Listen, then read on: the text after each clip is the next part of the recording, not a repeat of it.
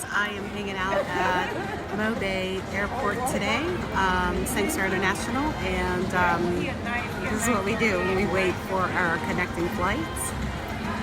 Jamaica is absolutely beautiful, and I'll show you some inside and outside of the new airport. It's really nice. Well, actually, it's not new, it's just renovating. They've done a really nice job renovating a lot of this airport. So.